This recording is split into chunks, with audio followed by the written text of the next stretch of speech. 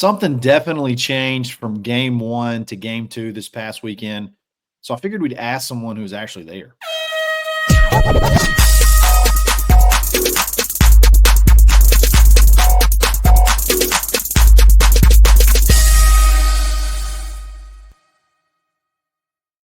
What's up? We're back. It's another episode of the Barn Hoops Podcast. I'm your host, Kyle Rush, and it's not Zep Jasper, but it's a great alternative. Miss Taylor Corn, who's going to join us and talk some hoops. We're going to go back over this weekend once again and look ahead, talk about our expectations. Have they changed?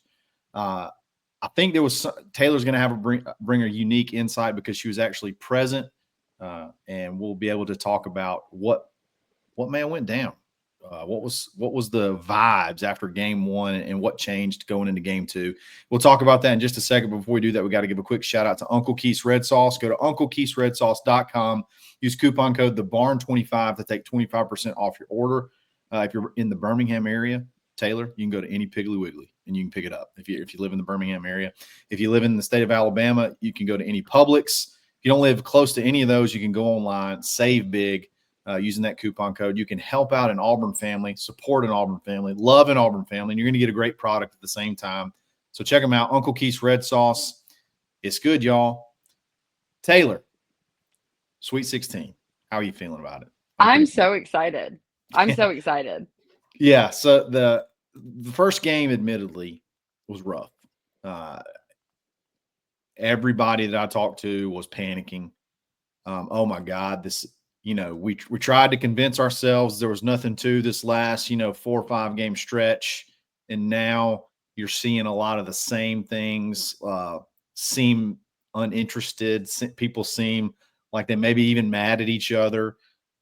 Just a lot of chemistry issues on the court and then effort issues on the court that make you wonder, man, do they have what it takes to make it now? Or are they kind of falling apart at the seams? And then you had a turnaround. Tell us about what you saw while you were there. If anything jumped out at you from that first game, and then just the complete Jekyll and Hyde of game one to game two. I was concerned alongside probably the entire Auburn fan base a couple minutes into that game because you're sitting there watching thinking, what in the world is going on? And where is the team that we saw a couple months ago? And that was surprising, I think, to everyone, considering what happened last year.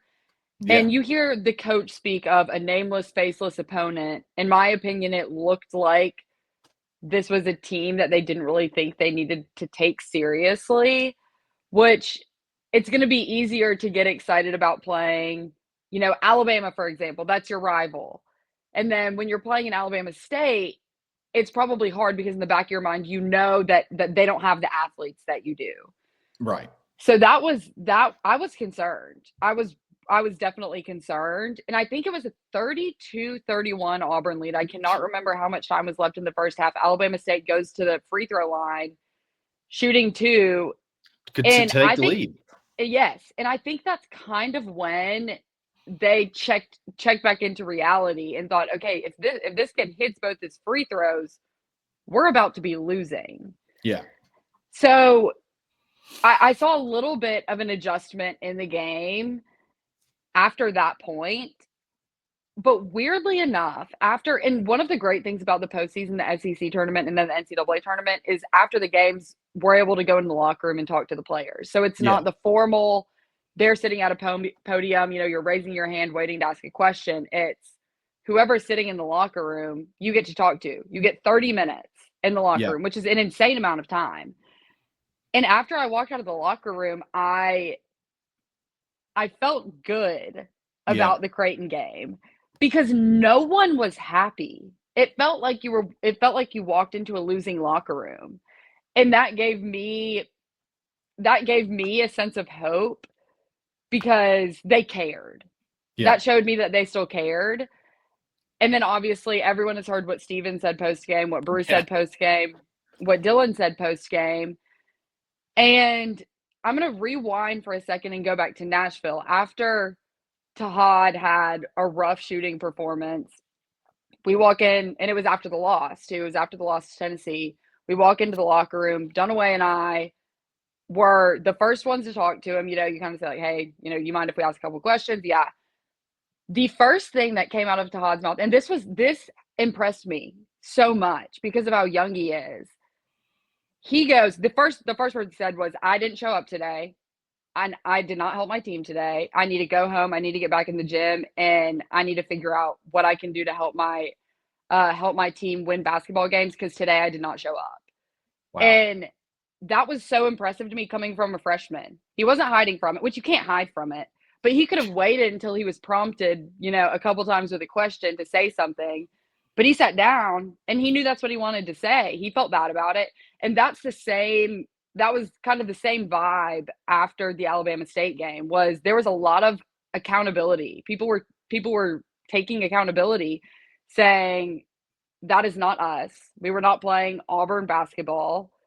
And, we're disappointed in ourselves. And if we play like that again on Saturday, we're not going to win the game. So that's why I felt confident. And then the next day we had availability again. And that was after Dylan had, he kind of led a team meeting, and they had time to sit down as a team and as, with the coaching staff as well, and talk. And I think it set in that the next time they lose, they're done. The season's over. They're going home. There are 10 seniors on this team. Who can return, who can't, who knows? No one knows what the rules are in terms of eligibility for half the guys, I feel like. But I think that hit, because what I was trying to figure out on Friday when we talked to them before practice was, what's your message to your teammates before this game? And it was, do we want to continue to play together or not? Yeah. And I walked out of the locker room and I felt really, really good about it, because the coaches were pissed, the players were pissed, Steven and the way Steven was livid. Yeah. And I feel like the coaches talking about it, how they did publicly, said so much, because that just shows you that they know this team's capable of, making a deep run, potentially winning a national championship. Because if you're the coach of a team that you're like, great that we got here, I'm not going to be too hard on the guys because, I don't want to get in their heads. Like, they know what this team's capable of. And I think that's why they spoke the way they did. Yeah, it's not often that a coach will call out players by name. And Steven he pulled no punches.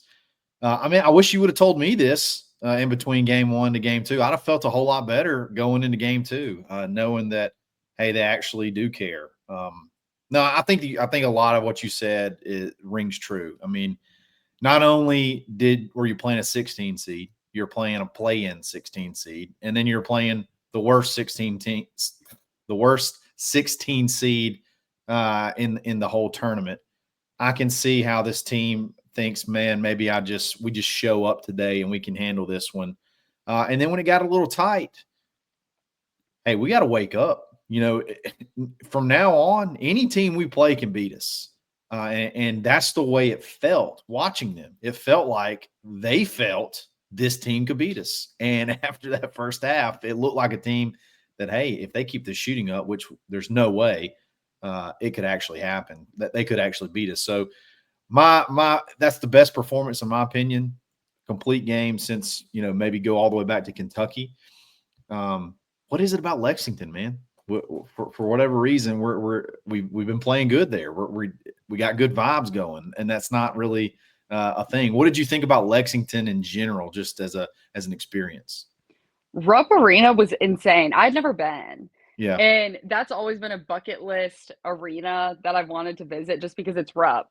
And earlier this season, right before the Kentucky game, I was like, I really wish that I had thought about this ahead of time and tried to go. And then it worked out perfectly because I got to watch them play 2 games there. It is massive. It is literally an event center. I mean, I walked in to the little security place where you get your credential and stuff, and it's saying, ballroom to the right, conference rooms to the left. And I was like, where am I? Neville Arena is a circle. Right. You can't get lost in Neville Arena. You can't. Yeah. No, even if you try, right you can't. Yeah. And that place, I mean, it was a maze. It's massive. It was beautiful. And the guy that was driving the media shuttle to and from the hotel said, he was like, yeah, they're building on. like the outside, I guess they're finishing up a bunch of construction right now, and then they're making a park outside with, I guess, a river going through it. I don't know, but because I told him, I said, this is A crazy. It's my river. first time here, and I was not expecting this. He said, yeah, I mean, it's just there's so many events that take place there. I mean, it was great, and in my my memory of it will be fond because of how the game, like my memory of Spokane, Not not the great. same, Not ideal. but it Long trip. definitely helps when you walk away, when you board that plane home 2-0. Oh, for sure, for sure. Just so happy to slide through this first weekend. I talked about this with Dap on Sunday night. Do you feel like you can kind of take a breath? Like you can kind of take the team can kind of take a just kind of exhale a little bit. Say, okay, we've got the monkey off our back. This 4 or 5 years in a row where we can't get out of the first weekend, even when we're really talented. We finally got that piece. We got that off our shoulders, and now we can just play basketball. Did you get that sense at all after the game? Talking to some of the guys, it's just sort of almost a relief as it is, excitement. Yes, 100%. Because I think it shows them. I mean, it showed fans, it showed anyone watching, they still have it in them. Yeah. They still have the ability to play like we saw them play. And I felt the same after that second game. I wasn't in Maui, but just the videos that Auburn sent out, that's kind of the feeling that I got. I was like, these Mm. guys are having fun. I was talking to Denver and Turtle Hudson standing because there are little scrums in there. You might be one-on-one with a guy, you might have 15 other people trying to talk. And, Turtle Hudson's standing in the crowd, putting his phone out, acting like he's asking questions. The atmosphere was so much lighter in the locker Yes. room.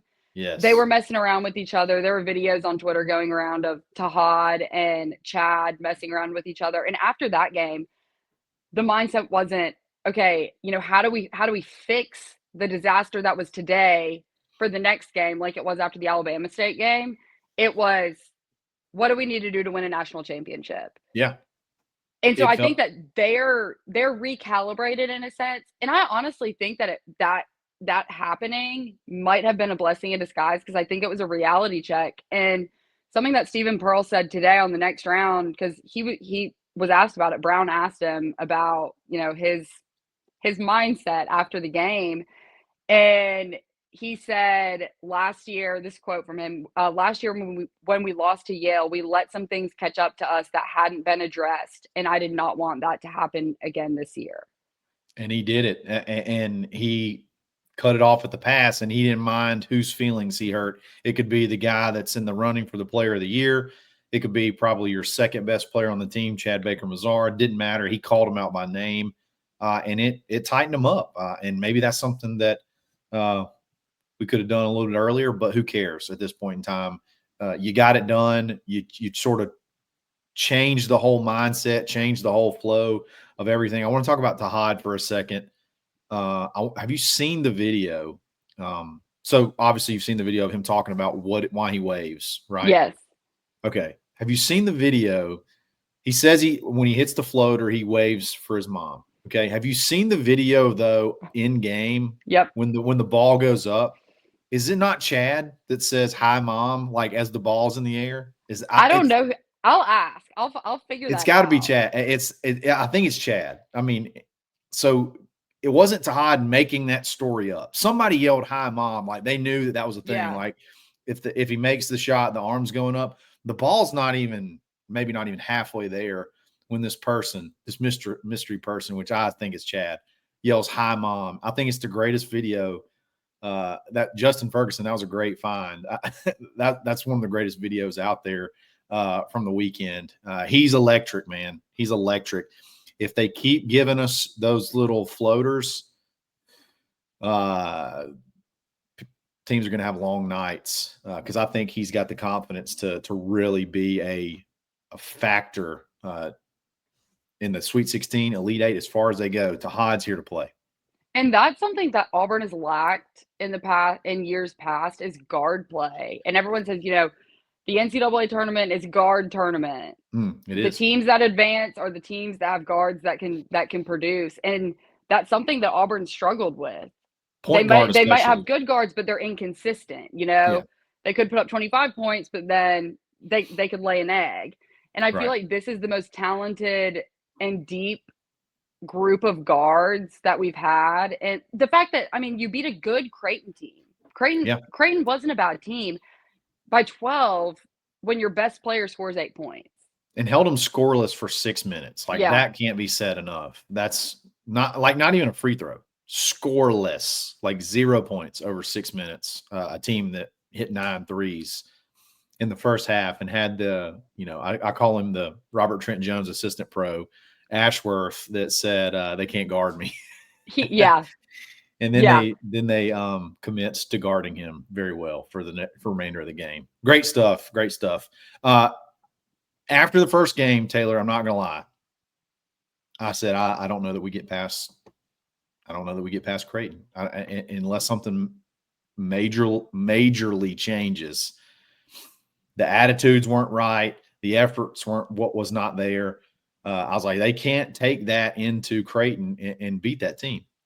My expectations were low after game one. And then after game two and watching that complete 180, I feel like if Auburn can get past Michigan, they're going to be in the Final Four. And then there's nobody that when that team steps on the court and plays the way they played Saturday, there's nobody they can't beat, in my opinion. So my expectations have just wildly changed. I don't know if yours have always been high, if they're still about the same, or if they changed at all. But mine have just completely done a 180 from what I'm expecting out of this team moving forward. My confidence, I've always in the back of my mind remembered what they were capable of. The number of times that I walked out of Neville Arena. That's the frustrating part. Right. At times, yeah. And got on a post-game show with Dunaway, and I didn't even know what to say. I'm kind of speechless. I don't even know what my takeaway is, because they just blew my mind. Yeah. Like sitting there watching this team play in person, I was like, what in the world is going on? Yeah. And so I've always known what they were capable of. And then there was the whole, they're not taking it seriously. They already clinched the SEC. And then, how much does the SEC tournament matter? Well, it matters a lot when your team wins it. When they get bounced early, that's a good thing. So it's everything. There was an underlying reason why things weren't going great for the last, 4 or 5 games of the season. There was some sort of excuse that you could make for the way that they were playing. Sure. But I honestly don't know that it's a bad thing, because it reminds them that they're not invincible and they can be beat. And so, I feel more confident that they can play how we saw them play for, the first few months of the season when they were running everyone off the court. I think it wasn't malignant. Let's just say that. Like, it wasn't something that was malignant. It was something that could be changed. I think that was my biggest takeaway. That was my biggest fear. Is there some sort of chemistry issue that's irreparable? Is there some sort of friction, or is it just, is it just kind of one of those games? But again, that flip of that switch, to me, it just showed that, hey, it's not something that's malignant. They can kind of get it back going. And I think we're gonna drum up some Big Ten teams this weekend again in Atlanta. We're pretty good at that, at beating Big Ten teams in Atlanta. I like the matchup with Michigan, and then I say too.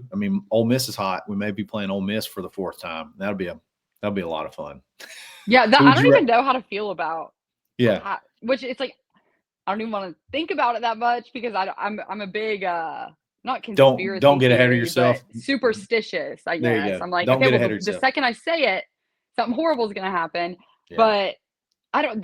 That's a very interesting situation. Pick your poison kind of thing. Yeah. Right. But I feel good about Michigan too. I think that if Janai, Chaney, and Dillon stay out of foul trouble, we'll be in good shape. For sure. I just don't think they're athletic enough at guard to hang with us. But again, we could start hacking, get the wrong referee bunch that calls it real tight.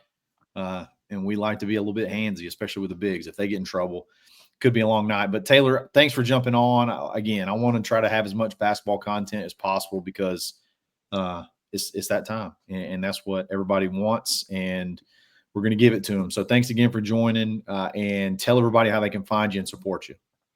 You can follow me on Twitter at Taylor Corn TNR, and then the Next Round everywhere at Next Round Live, and that's where we'll be posting the sound from the locker room post game and all of that from Atlanta this weekend. Yeah, y'all had some great spring practice videos today too. So yes, definitely football. Everything's going on right now. Everything's going on at the Next Round. Guys, don't forget to sign up for mybookie.ag. Use coupon code BARN for a 50% deposit bonus up to $1,000. Sorry. So give them $100. They're going to give you 50 back on top to play with. If you want to ride with Auburn, I think they're still plus odds to win the national championship. If you want to try to take that free play and see if you can hit it big with Auburn, get that account set up and roll with it. So other than that, guys, appreciate you listening. Follow me on Twitter, _Charlie_5. We'll be back again soon. It's another episode of the Barn Hoops Podcast.